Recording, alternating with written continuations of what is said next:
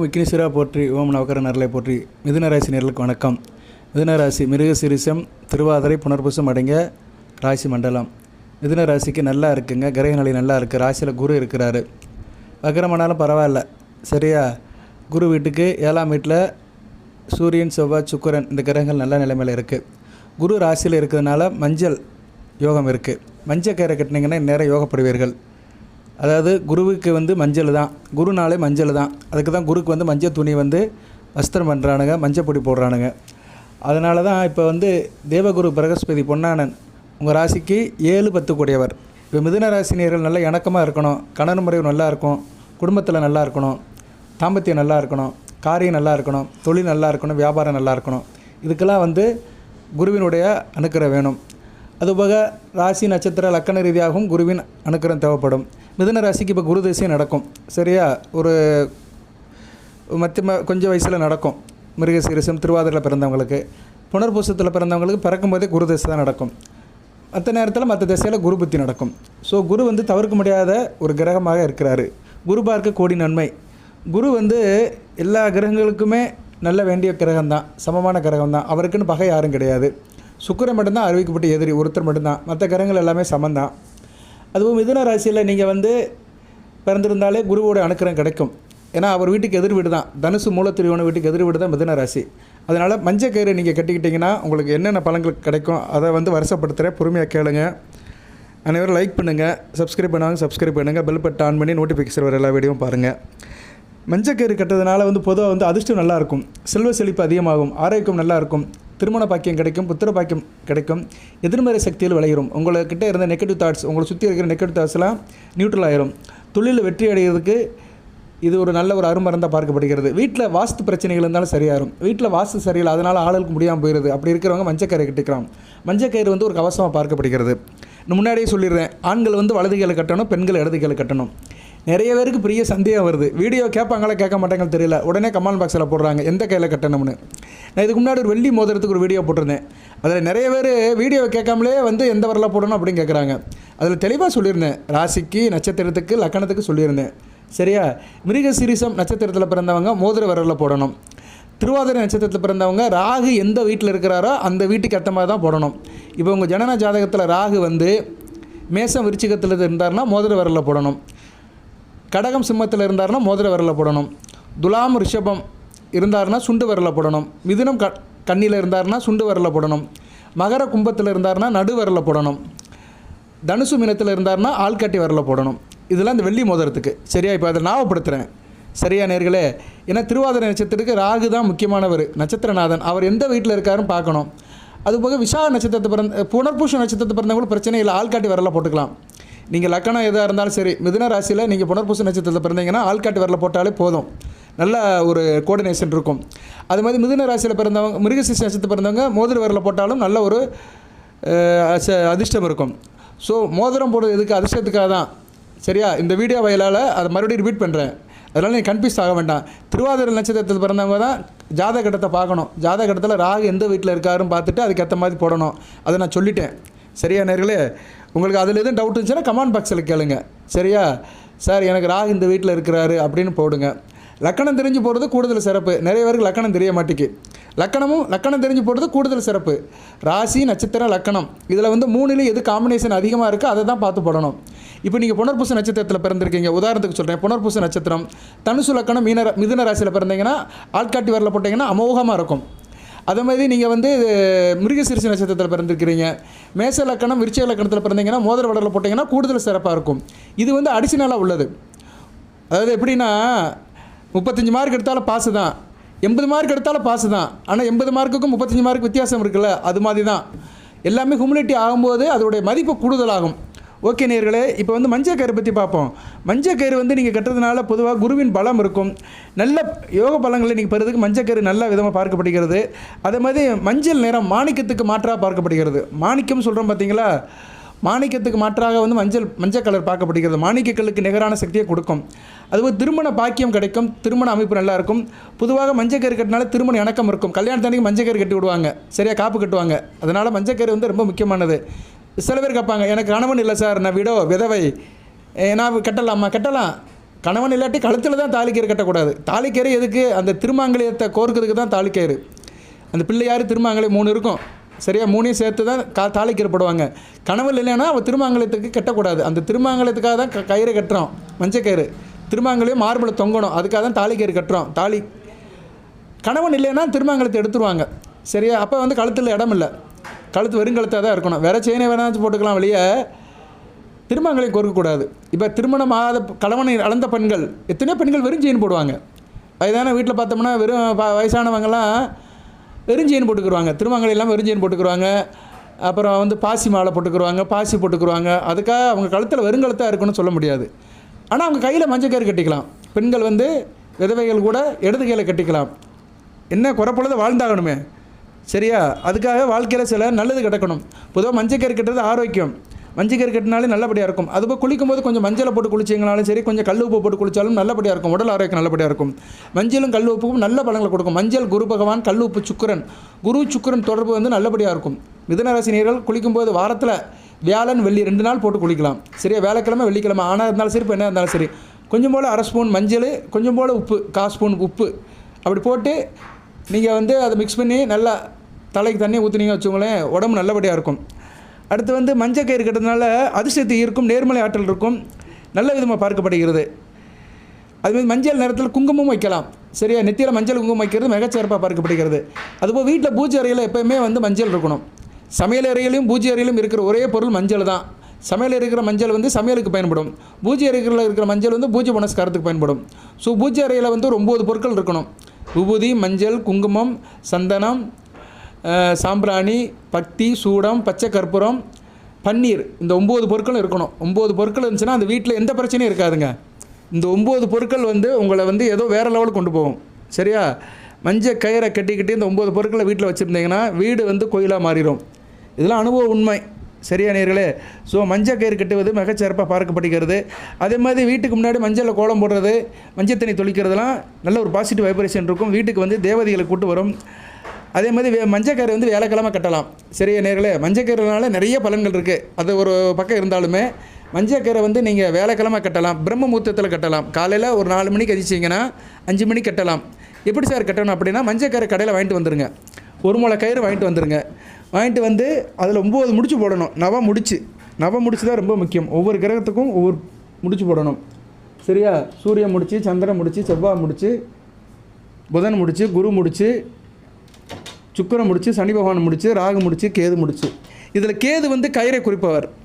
கேதுவும் குருவும் சேர்ந்து கேளை யோகத்தை கொடுப்பாங்க. கேது பகவான் கயிறுனாலே கேது தான். அதனால கயிறை யாரும் மிதிக்க மாட்டாங்க. கயிறுக்கு வந்து அவ்வளோ மரியாதை இருக்கும். தேர் வடம் போடுறோம் பற்றில அது பெரிய கயிறு. அது மாதிரி கயிறுங்கிறது ரொம்ப முக்கியம். சரியா? கயிறு அந்த கயிறுங்கிறது வந்து நூலாக இருந்தாலும் சரி, நம்ம சரடாக இருந்தாலும் சரி, தென்னங்கீத்தா இருந்த சரடாக இருந்தாலும் சரி, கயிறுங்கிறது ரொம்ப முக்கியம். தோரணம் கட்டுறதுக்கெல்லாம் கயிறை தான் யூஸ் பண்ணுவாங்க. ஸோ கயிறு வந்து கேதுவினுடைய கரகத்துவம் உள்ள பொருள். மஞ்சள் கயிறுங்கிறது வந்து குரு ப்ளஸ் கேது, கேல யோகம், கொடீஸ்வர யோகம். மஞ்சள் கயிறு கட்டினா கொடீஸ்வர யோகம் வசப்படும். இதுக்கு மேலே பெரிய பலன் ஒன்றும் தேவையில்லை. கேல யோகத்தை கொடுக்குறதே மஞ்சள் கயிறு தான். ஸோ இந்த மஞ்சள் கயிறை வாங்கி நவ முடிச்சு போட்டிங்கன்னா நவகிரகங்களுடைய அனுக்கிரம் பரிபூர்ணமாக கிடைக்கும். ஒவ்வொரு கிரகங்களும் என்னென்ன பலன்களை கொடுக்கணும்னு நான் வருஷப்படுத்துகிறேன். பொறுமையாக கேளுங்க. வீடியோவில் வந்து கொஞ்சம் கூட இருக்கலாம். நான் எப்படியும் ஒரு வீடியோ போட்டேன்னா 25 to 30 நிமிஷம் பேசுவேன். ஒரு சிலர் கேட்குறாங்க 10 நிமிஷம் பேசுங்க சார் அப்படிங்கிறாங்க. 10 நிமிஷம்னா நான் பேச மாட்டேன். சரியா? ஒரு தகவல் சொன்னோம்னா அதில் கொஞ்சம் பலன்களும் இருக்கணும். ராசிக்கும் இருக்கணும், நட்சத்திரத்துக்கும் இருக்கணும், லக்கணத்துக்கும் இருக்கணும். சரி, அப்போ தான் கரெக்டாக இருக்கும். சும்மா 10 பேசிட்டு போகிறதுலாம் அதுக்கு வீடியோ போடாமலே இருந்துடலாம். சில ஷார்ட் வீடியோ போடுறாங்க 1 நிமிஷத்துக்கு வீடியோ. அதில் என்ன இருக்குது? 2026 மிதுன ராசிக்கு நல்லாயிருக்கும், குரு 2ஆம் இடத்துக்கு வராரு, சுக்கிரன் 10ஆம் இடத்துக்கு போகிறாருன்னு சொல்கிறது வீடியோவா? அது சும்மாங்க, அதுக்கு போடாமல் இருக்கலாம். ஊரை மாத்திர வேலை. ஷார்ட் வீடியோலாம் அதெல்லாம் அதில் என்ன நிறைவு இருக்குதுன்னு தெரியல. சரியா? மதியம் வந்து மீல்ஸ் தாங்க சாப்பிடணும். மதியம் மீல்ஸ் சாப்பிட்டா தான் உடம்பு நல்லாயிருக்கும். மதியம் வந்து நான் 2 சப்பாத்தி சாப்பிட்டு போகிறேன்னா சாப்பிட்டு போக வேண்டியதான். சரியா? அது மாதிரி விருந்து மாதிரி இருக்கணும். ஒரு பலன் சொன்னோம்னா ஒரு விருந்தாக இருக்கணும், ஒரு ஃபீஸ்ட்டாக இருக்கணும், சிறப்பாக இருக்கணும், மகிழ்ச்சியாக இருக்கணும். நான் பொது ஜீவத்தில் என்றைக்குமே அப்படி தான் போடுவேன். நமக்கு வீஸ் போகுது போகலை, அது நம்ம கையில் இல்லை, கடவுள் கையில் இருக்குது. இறைவனை நினச்சி தான் எல்லா காரியத்திலும் இறங்குறது. சரியா? பார்க்குறவங்க பார்ப்பாங்க. நமக்கு வந்து எல்லோரும் சொல்லுவாங்கள்ல, கண்டவங்களாம் பார்க்க வேண்டிய அவசியம் இல்லை. கண்டதை தெரிந்தவர்கள் பார்த்தா போதும், அறிந்தவர்கள் பார்த்தா போதும், புரிந்தவர்கள் பார்த்தா போதும். கமர்ஷியலாக பார்த்துட்டு அதில் என்னத்தில் இருக்குது? ஓகே நேர்களே, எதுக்கு சொல்ல வரேன்னா, நான் கொஞ்சம் லாங்காக தான் பேசுவேன், கொஞ்சம் விஷயமாகவும் பேசுவேன், கொஞ்சம் இன்டெப்த்தாக போவேன். இப்போ வந்து மஞ்சக்கயிறு வந்து ஒவ்வொரு கிரகங்களுக்கும் நினச்சி முடிச்சு போடுறோம். பிரம்மமுத்திரத்தில் காலையில் 4 மணிக்கு எஞ்சி குளிச்சுருங்க. குளிச்சுட்டு வீட்டில் வந்து பூஜை அறையில் ரெடி பண்ணிக்கோங்க. துவிமுக கணபதி, அது 2 பக்கம் முகம் இருக்கும். விநாயகருக்கு 2 முகம் இருக்கும். சரியா? சைடில் இருக்கும். இடது பக்கம் ஒரு முகம், வலது பக்கம் ஒரு முகம். அதான் துதியே அப்படின்னா 2ன்னு அர்த்தம். பிரதமைனா 1ன்னு அர்த்தம். சரியா? பிரதமை, துதியை, திருதியை எல்லாமே 1, 2, 3ன்னு அர்த்தம். அப்படியே பார்த்தீங்கன்னா அந்த ஆர்டரில் வரும். சதுர்த்தினா 4, பஞ்சமினா 5, சஷ்டினா 6. ஸோ ஒவ்வொரு திதிக்கும் 1, 2, 3 சொல்லியிருக்கிறாங்க. துதினா 2 முகம் கொண்ட விநாயகர் படத்தை வச்சுக்கணும். துவிமுக விநாயகர் அந்த படம் வேணும்னா என்கிட்ட கேளுங்க. நான் அந்த வீடியோவில் எந்தெந்த படம் தருவேன்னு சொல்கிறேன்னா அந்த படத்தெல்லாம் உங்களுக்கு கொடுத்துருவேன். சாஃப்ட் காப்பி ஃப்ரீயாகவே கொடுப்பேன். 8807457629. அதில் கேட்கணும், சார் எனக்கு துவிமுக விநாயகர் பணம் கொடுங்க அப்படின்னா கண்டிப்பாக அனுப்பிவிடுவேன். நிறைய பேருக்கு அனுப்பியிருக்கிறேன். அது இல்லாதவங்க, இந்த வீடியோ புதுசாக கேட்குறவங்க விருப்பம் இருந்தால் கேட்டு வாங்கிக்கலாம். மிதுன ராசியில் பிறந்தவர்கள் அந்த விநாயகர் வழிபடுறது மிகச்சிறப்பு. ஏன்னா அடுத்த கேது பயிற்சி நல்லா இருக்காது மிதுன ராசிக்கு. ஏன்னா 2ஆம் இடத்துக்கு வந்துடுவார். அதுக்கடுத்த கேது பயிற்சி ராசிக்கு வந்துடுவார். அதுக்கடுத்த கேது பயிற்சி 12ஆம் இடத்துக்கு போயிடுவார். ஸோ இன்னும் அடுத்து நடக்கிற 3 கேது பயிற்சி, ராகு கேது பயிற்சியில் கேது வந்து உங்கள் ராசிக்கு 2ஆம் இடம், ராசி 12ஆம் இடத்துக்கு வருது. அந்தளவு சிறப்பாக இருக்காது. சரியா? பொருளாதார சிக்கல், அலைச்சல், டென்ஷன் இருக்கும். அதனால் துவிமுக விநாயகரை நீங்கள் அடுத்து வருகின்ற ஒரு 4-5 வருஷத்துக்கு வணங்கி தான் ஆகணும், சரியா? அதனால் படம் வேணுங்கிற என்கிட்ட கேளுங்க. அதுபோல் இந்த வீடியோ இந்நேரம் கேட்குறவங்க விநாயகரை போற்றி சொல்லுங்கள், விநாயகரோட நாமத்தை போற்றி சொல்லுங்கள். வினைதீர்ப்பான் விக்னேஸ்வரன். எந்த தோஷம் இருந்தாலுமே விநாயகர் நாமத்தை ஒரு நாள் சொல்லணும். சரியா? ஓம் விக்னேஸ்வரா போற்றின்னு எழுதி பார்க்கணும், இல்லைன்னா சொல்லணும். இந்நேரம் இந்த வீடியோ கேட்குறவங்க விநாயகரை டைப் பண்ணுங்கள், அவர் நாமத்தை சொல்லுங்கள். ஓம் விக்னேஸ்வரா போற்றி, கணநாதா போற்றி, கணபதி காயத்ரி போற்றி, முக்கன் முதல்வனை போற்றி, மூலப்பொருளை போற்றி, வேலை முகத்தனை போற்றி, வேலவனுக்கு முத்தனை போற்றி, சித்தி புத்தி விநாயகா போற்றி, சர்வசக்தி விநாயகா போற்றி, விநாயகருக்கு கிருஷ்ண பவனை போற்றி, வல்லப கணபதியை போற்றி, வன்னி மருத்து விநாயகா போற்றி. வன்னி மருத்து விநாயகரை ஒரு நாளைக்கு ஒரு தடவைனாச்சு நினைக்கணும். சனி பகவான் சம்மந்தப்பட்ட தோஷம் அனைத்தும் சரியாரும். சனி, ராகு, கேது இந்த 3 கிரகங்கள் மிகப்பெரிய பாவ கிரகங்களுடைய தோஷம் இருக்கிறவங்க ஜனன ஜாதகத்தில் சனி பகவான், ராகு, கேதுகள் 2, 4, 7, 8, 12 இருந்தால் தோஷம். அப்படி ஜனன ஜாதகத்தில் இருக்கிறவங்க, லக்கணத்துக்கோ ராசிக்கோ 2, 4, 7, 8, 12 சனி, ராகு, கேது இருக்கிறவங்க வன்னி மருத்து விநாயகரை கும்பிடணும். வன்னி மருத்து கணநாரா போட்டி, வளம்புரி விநாயகா போட்டி, சர்ப்ப விநாயகா போட்டி, மூசியவானை போட்டி, முதல் பொருளை போட்டி, பிள்ளையரப்பா போட்டி அப்படின்னு சொல்லணும். இதில் ஏதோ ஒன்று டெக்ஸ்ட் பண்ணுங்கள். சரியா? இல்லைன்னா துவிமுக கணபதியை போட்டின்னு சொல்லுங்கள், ரொம்ப சிறப்பு. ஸோ எதுக்கு சொல்ல வந்தேன்னா, அந்த துவிமுக விநாயகரை நினச்சிக்கணும், அவர் ஃபோட்டோவை வச்சுக்கணும் பூஜை அறையில். அதுபோக வந்து லக்ஷ்மி இருக்கணும். லக்ஷ்மி இருந்தால் தான் அந்த காரியம் மங்கள காரியமாக பார்க்கப்படுகிறது. மிதுன ராசிக்கு ஐஸ்வர்ய லட்சுமி. சரியா? ஐஸ்வர்ய லட்சுமி படம் வச்சுக்கணும். படம் இல்லைன்னா என்கிட்ட கேளுங்க, நான் சொன்ன நம்பருக்கு வாட்ஸ்அப் நம்பர் கேட்டிங்கன்னா கண்டிப்பாக அனுப்பேன். ஐஸ்வர்ய லட்சுமி படம், துவிமுக விநாயகர் படம், அதுபோக உங்கள் குலசாமி, இஷ்ட தெய்வம், காவல் தெய்வம் எது வேணாலும் வச்சுக்கலாம், உங்கள் சாய்ஸ் தான். கம்பல்சரியாக 2 ஃபோட்டோ இருக்கணும். துவிமுக விநாயகர், ஐஸ்வர்ய லட்சுமி படத்தை வச்சுக்கிட்டு பூஜை ஆரம்பிங்க.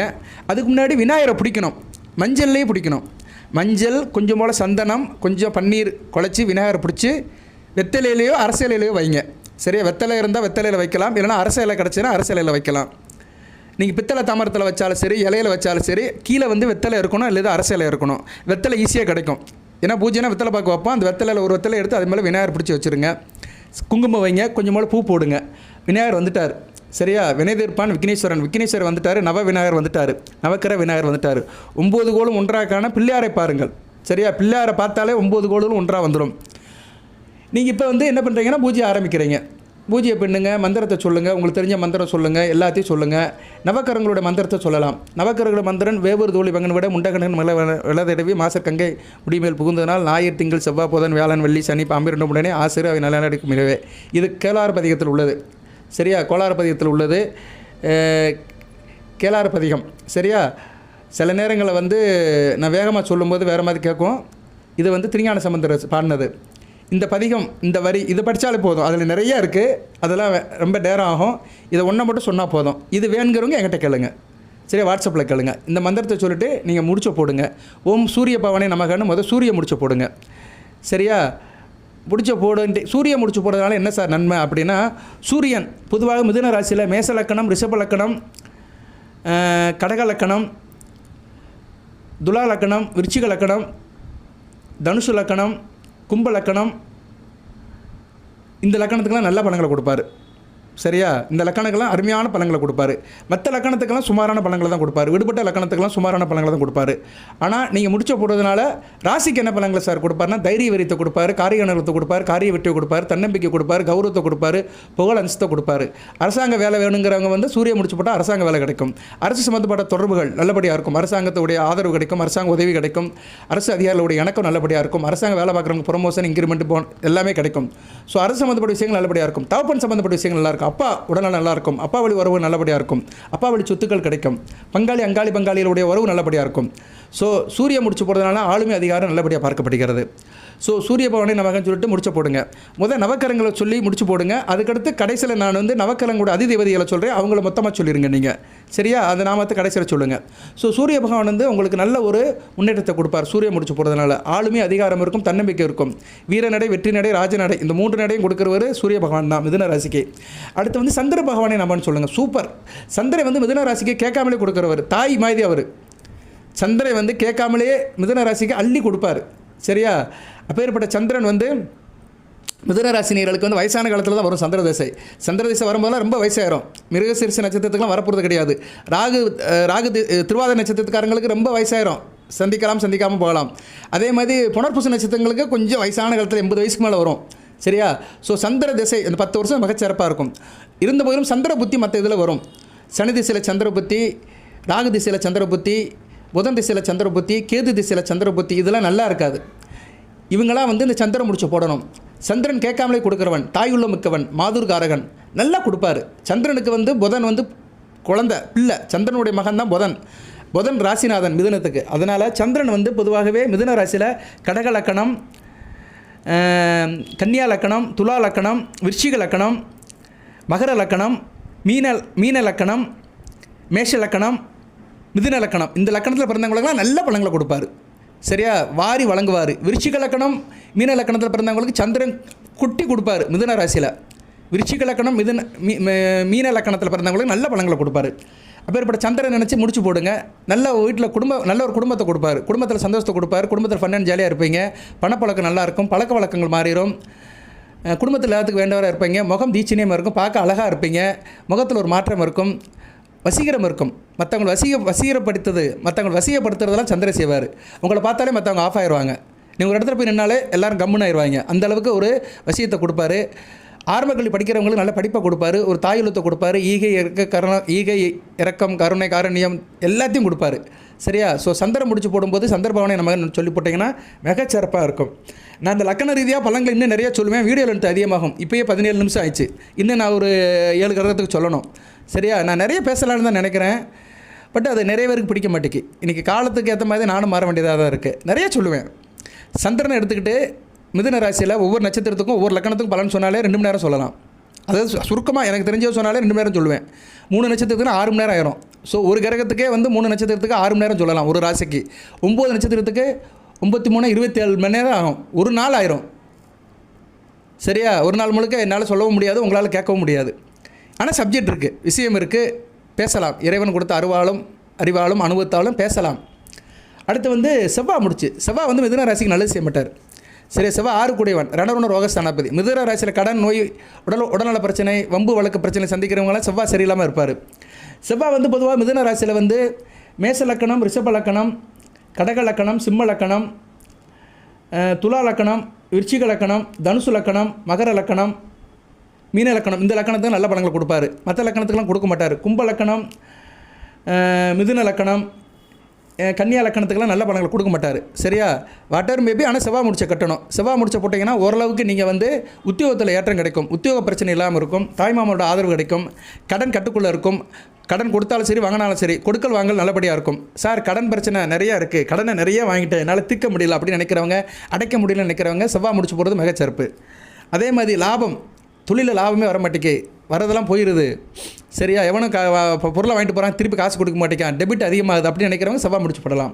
ஸோ செவ்வாய் வந்து பொருளாதார இதிலும் சரி, லாபத்தையும் உத்தியோகத்தில் ஒரு ஏற்றத்தையும் கொடுப்பார். அடுத்து வந்து புதன், உங்கள் ராசிநாதன். புதன் வந்து எப்போயுமே மிதுன ராசிக்கு நல்லது செய்வார். ராசிநாதன் அல்லவா, தகப்பன் மாதிரி. அவர் வந்து உங்கள் ராசி வித்தைக்கு அவர் தான். மிதுன ராசியில் வந்து நீங்கள் மல்டி லெவல் பெர்ஃபார்ம் பண்ணுறீங்கன்னா புதன் வந்து உங்கள் ராசியில் நல்லா இருக்கணும். ஸோ மல்டி லெவல் பர்ஃபார்மன்ஸ் பண்ணணும்னா புதன் முடிச்சு போட்டே ஆகணும். நீங்கள் சகலகலா வல்லவனாக மாறுவீங்க. ஸோ உங்களை சகலகலா வல்லவனாக மாற்றுறதுக்கு வந்து புதன் நல்ல பலன்களை கொடுப்பாரு. பொதுவாக புதன் வந்து மிதுன ராசியில் மிதுன லக்கணம், கன்னியா லக்கணம், துலா லக்கணம், தனுசு லக்கணம், மகர லக்கணம், கும்ப லக்கணம், மீன லக்கணம், ரிஷப லக்கணம் இந்த லக்கணத்துக்கெல்லாம் நல்ல பலன்களை கொடுப்பாரு. விருச்சிகம், மேச லக்கணத்துக்கு நல்ல பலன்களை கொடுக்கவே மாட்டார். சுட்டு போட்டால் நல்ல பலன்கள் கொடுக்க மாட்டார். உங்கள் ராசிநாதனை இருந்தாலுமே 50% தான் செய்வார். சரியா? நிறைய பேருக்கு புதன் திசை நடக்கும். புதன் திசையில் வந்து நல்ல பலன்களே நடக்க மாட்டேங்க சார் அப்படிம்பாங்க. இந்த புனர்பூச நட்சத்திரத்தை பிறந்தவங்களுக்குலாம் புதன் திசை முன்னாடியே வந்துடும். சார் எனக்கு நல்ல பலனே நடக்க மாட்டேங்க அப்படிங்கிறவங்களுக்கு வந்து புதன் வந்து அவங்க எந்த லக்கணத்தில் பிறந்திருப்பாங்கன்னா மேசம் அல்லது விருச்சிகத்தில் பிறந்திருப்பாங்க, இல்லைன்னா தனுசு அல்லது மீனத்தில் பிறந்திருப்பாங்க. தனுசு மீனத்துக்கும் புதன் அந்த நல்ல பலன்களை கொடுக்க மாட்டார். கேந்திராதிபதியாக வருவார். மாரக, கேந்திர, பாவாதிபதியாக வருவார். சரியா? மாரக, கேந்திர, பாவாதிபதியாக வருவார். நல்ல பலன்களை கொடுக்க மாட்டார். ஸோ இந்த 4 லக்கணத்துக்குமே நல்ல பலன் கொடுக்க மாட்டார். இவங்கெல்லாம் கண்டிப்பாக அந்த புதனுடைய முடிச்சு போட்டால் நல்லா இருப்பாங்க. சரியா? படிப்பு நல்லா வரும், அறிவுபூர்வமாக இருப்பாங்க, ஆக்கப்பூர்வமாக இருப்பாங்க, அக்கௌண்டன்சி நல்லாயிருக்கும், கொடுக்கல் வாங்கல் நல்லாயிருக்கும், கணக்கு வழக்கு நல்லாயிருக்கும், எதுலேயும் ஒரு நல்ல ஒரு நிபுணத்துவமாக இருப்பாங்க, வியாபாரம் தொழில் கொடிகட்டி பறப்பாங்க, நல்ல விதமாக இருக்கும், அதிர்ஷ்டம் கை கொடுக்கும். வர்ற பணத்தை அப்படியே வச்சுக்கிடுவாங்க. பணம் வட்டி போடும், வட்டி குட்டி போடும். சரியா? சொல்லுவாங்களா வட்டி குட்டி போடுன்னு சொல்கிறாங்களா, அவங்களாம் புதன் நல்லா இருக்கணும். புதன் வளர்த்தவங்க வந்து வட்டி கொடுத்து வாங்குவாங்க. கணக்கு வழக்கு கரெக்டாக வச்சுருப்பாங்க. 10 ரூபா செலவு பண்ணாலும் அதை எழுதி வச்சுருப்பாங்க.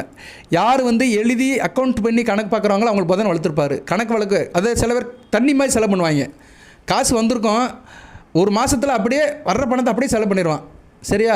1 லட்ச ரூபா சம்பாதிப்பான், 25ஆம் கையில் காசு இல்லைம்பாங்க. அந்த 25ஆம் 1 லட்சத்தையும் காலி பண்ணிடுவாங்க. அப்படிப்பட்ட ஆள்லாம் இருக்கிறாங்க. ஏன்னா கணக்கு வழக்கு தெரியாமல் செலவு பண்ணுறது, தண்ணியாக செலவு பண்ணுறது.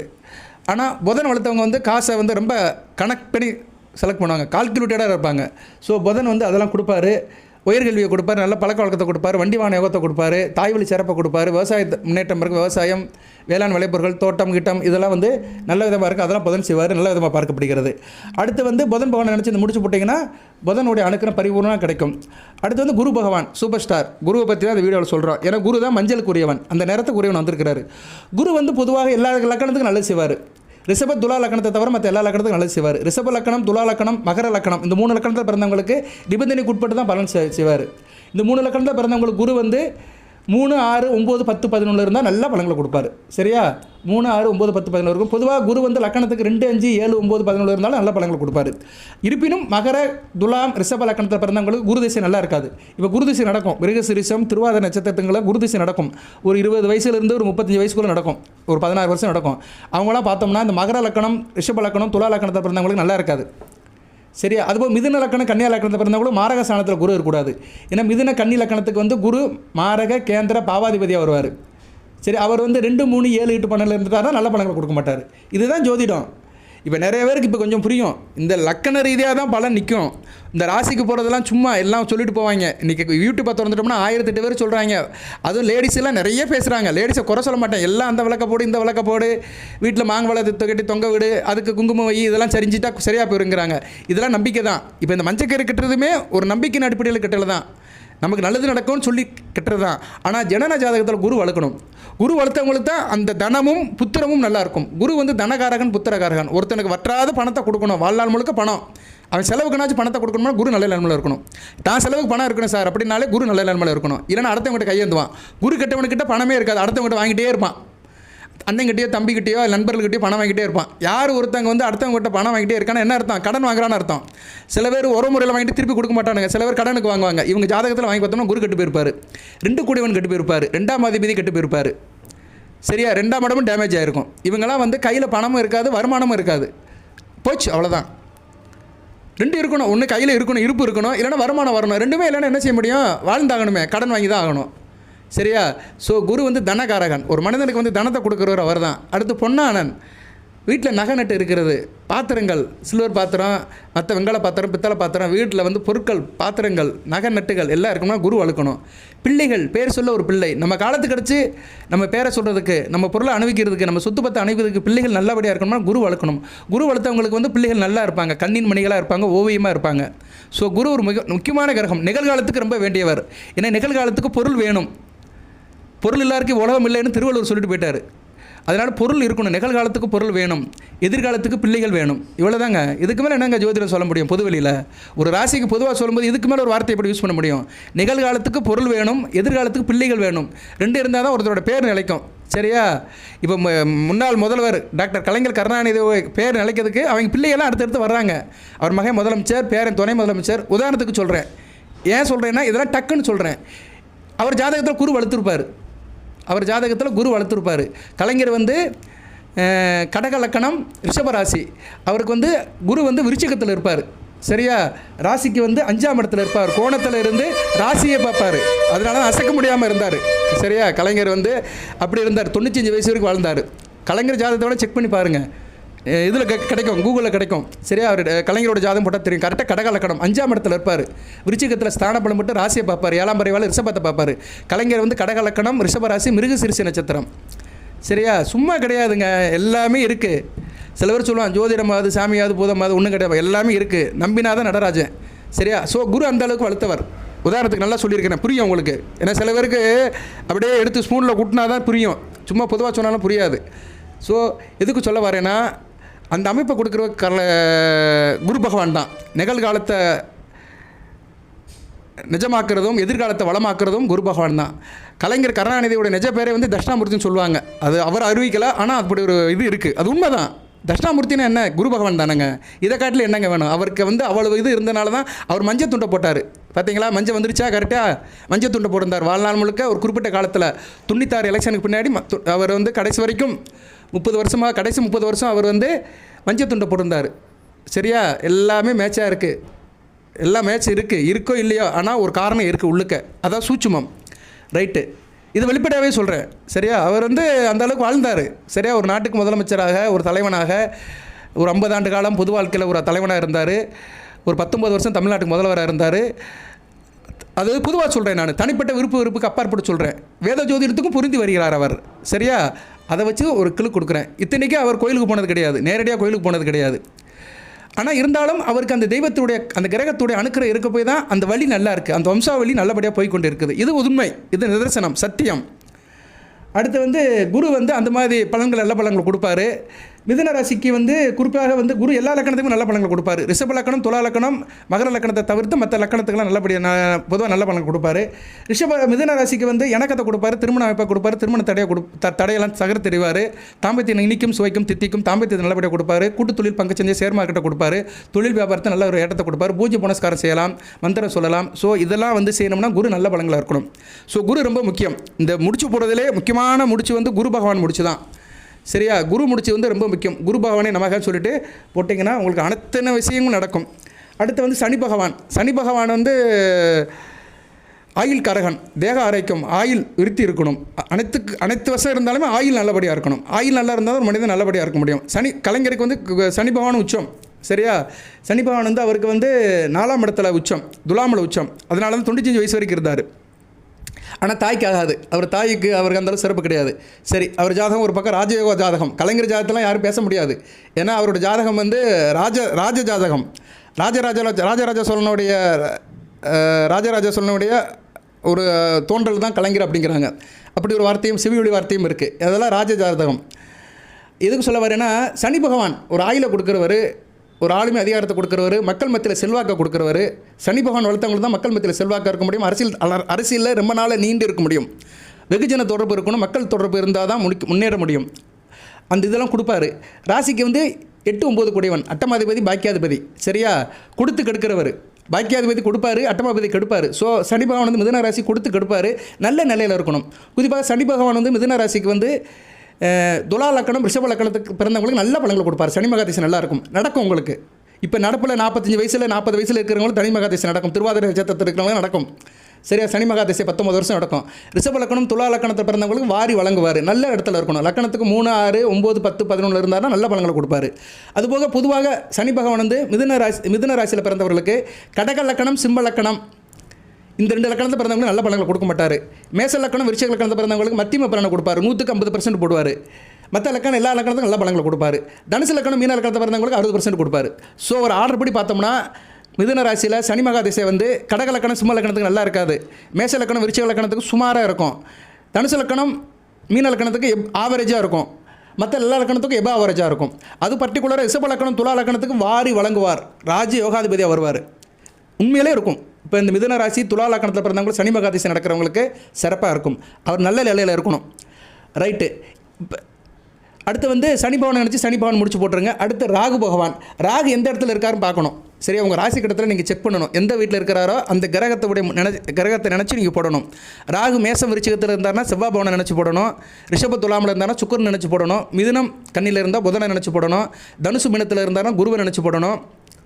வேறு என்ன இருக்குது? கடகத்தில் இருந்தாலும் சந்திரபவன் நினச்சி போடணும். சிம்மத்தில் இருந்தாலும் சூரியபவனை நினச்சி போடணும். ஏன்னா ராகு எந்த வீட்டில் இருக்காரோ அது அந்த அதிபதி அந்த வீட்டுக்காரங்கமாக தான் ஆக்ட் பண்ணுவார். அவருக்கு வந்து சொந்த வீடு கிடையாது. இடத்துக்கு ஏற்ற மாதிரி நிலைப்பாடை மாற்றிக்கிறார்.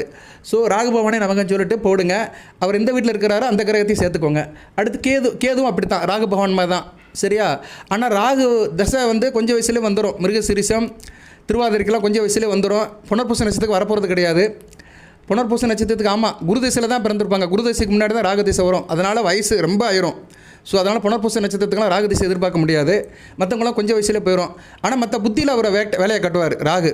சனி புத்தியில் ராகு புத்தி நல்லா, சனி திசையில் ராகு புத்தி நல்லா இருக்காது. அதே மாதிரி கேது திசையில் ராகு புத்தி நல்லா இருக்காது. சூரிய திசையில் ராகு புத்தி, சந்திர திசையில் ராகு புத்தி இதெல்லாம் நல்லா இருக்காது வயதானவர்களுக்கு. அதனால் ராகு பவனை நினச்சி நல்லபடியாக போடுங்க. நல்ல பலன்களை கொடுப்பாரு. ராகு வந்து ராசி லக்கணத்துக்கு 3, 6, 9, 10, 11 இருந்தார்னா நல்ல பலன்களை கொடுப்பாரு. 9ஆம் இடத்துல இருந்தார்னா தகப்பனுக்கு எடுத்து நல்ல பலன்களை கொடுப்பாரு. தகப்பன் வழி உறவுகளுக்கு எடுத்து நல்ல ஜாதகருக்கு நல்ல பலன்களை கொடுப்பாரு. அடுத்து கேது பகவான் அப்படி தான், எந்த வீட்டில் இருக்காரோ அதுக்கு ஏற்ற மாதிரி தான் பண்ணுவார். ஏற்கனவே கேதுவை பற்றி முதல்ல சொல்லிட்டேன். கயிறினாலே கேது தான், கேளை யோகத்தை கொடுப்பாரு. கேது வந்து பொதுவாக குரு கூட சேர்ந்துருக்கணும்.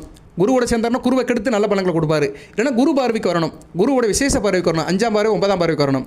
அதுபோக கேது வந்து உங்கள் ராசி கட்டத்தில் வந்து விருச்சிகம், கன்னி, கும்பம் இந்த 3 இடத்துல இருந்தாலும் நல்ல பலன்களை கொடுப்பார். நீங்கள் எந்த லக்கணத்தில் பிறந்தாலும் சரி, மிதுன ராசியில் கேது வந்து விருச்சிகம், கன்னி, கும்பம் இந்த இடத்துல இருந்தார்னா அவர் திசை நடக்கும்போது நல்ல பலன்களை கொடுப்பார். கேது திசை நடக்கும். சில பேருக்கு கேது திசை வந்து மத்தியம வயசில் வரும்.